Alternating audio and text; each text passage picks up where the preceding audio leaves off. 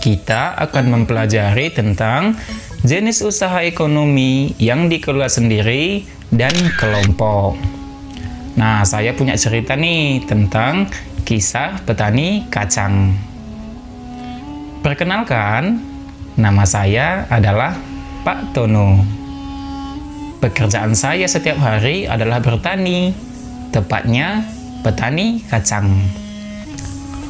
Pada awalnya, saya sangat sedih nih, karena nasib saya sebagai petani kacang yang mempunyai ekonomi ya cukup-cukup lah. Tetapi, saya tidak putus asa.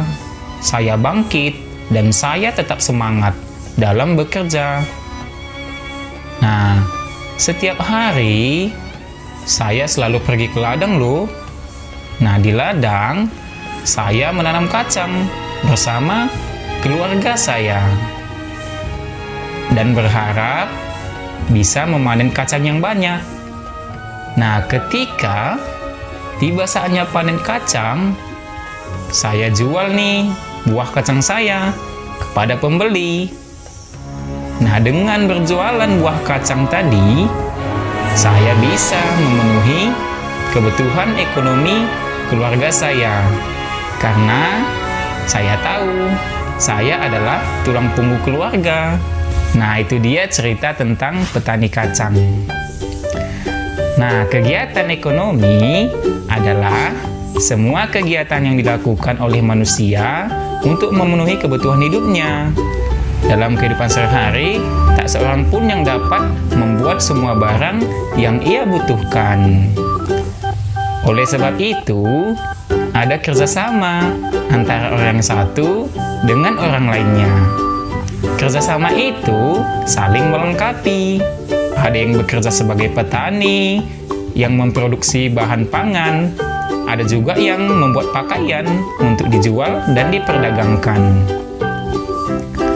Berdasarkan pengolahannya, usaha ekonomi dapat dibedakan menjadi dua loh. Nah, yang pertama, usaha ekonomi yang dikelola sendiri dan usaha ekonomi yang dikelola secara kelompok. Kita mulai dari yang pertama ya, usaha ekonomi yang dikelola sendiri. Nah, usaha ekonomi ini biasanya modalnya terbatas.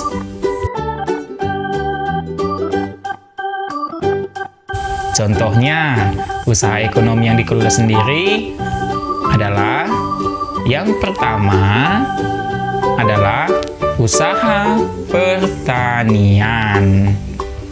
Nah, contoh-contoh usaha pertanian ini bisa pertanian jagung, kemudian juga bisa pertanian padi, lalu bisa juga pertanian sayur-sayuran, dan seterusnya.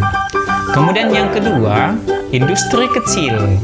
Nah, boleh dia kerajinan tangan, kemudian juga boleh dia industri keramik, dan seterusnya. Lalu yang ketiga, usaha perdagangan. Nah, penjual buah-buahan, kemudian juga warung atau biasa kita sebut kedai. Lalu bisa juga dia penjual sayur keliling. Lalu yang keempat, usaha jasa. Nah, contoh usaha jasa bisa tukang salon atau tukang pangkas rambut. Kemudian juga bisa usaha fotokopi. Lalu bisa juga dokter yang mengobati pasiennya. Kemudian juga tukang gojek ya yang mengantarkan penumpang. Kita lanjut yang kedua, yaitu usaha ekonomi yang dikelola secara kelompok. Nah, kalau usaha ekonomi yang dikelola secara kelompok, itu berarti dijalankan secara bersama-sama, baik dalam hal modal, pengelolaan, maupun dalam hal bagi hasil. Contoh usaha ekonomi dikelola secara bersama-sama antara lain, yang pertama adalah firma. Firma adalah perusahaan yang didirikan oleh sedikitnya 2 orang. Nah, biasanya pendiri firma ini adalah orang-orang yang sudah saling kenal. Yang kedua adalah CV atau Kommanditär Fenoskip atau Persekutuan Komanditer.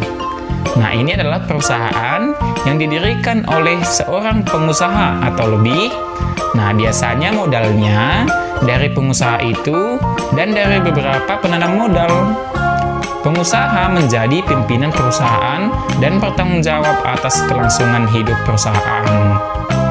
Lalu yang C, PT.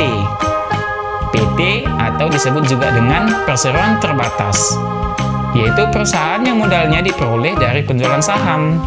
Saham adalah surat berharga sebagai tanda keikutsertaan menanam modal dalam perusahaan. Lalu yang keempat ada dia BUMN atau Badan Usaha Milik Negara, yaitu perusahaan yang seluruh modalnya dimiliki oleh negara. Lalu yang E adalah perusahaan daerah atau Badan Usaha Milik Daerah ya. Ini adalah perusahaan yang modalnya dimiliki oleh pemerintah daerah. Lalu yang terakhir nih, ada koperasi. Koperasi adalah usaha bersama dalam bidang ekonomi. Nah, kerjasama dalam koperasi berdasarkan prinsip saling membutuhkan. Nah, Bapak Koperasi Muhammad Hatta loh.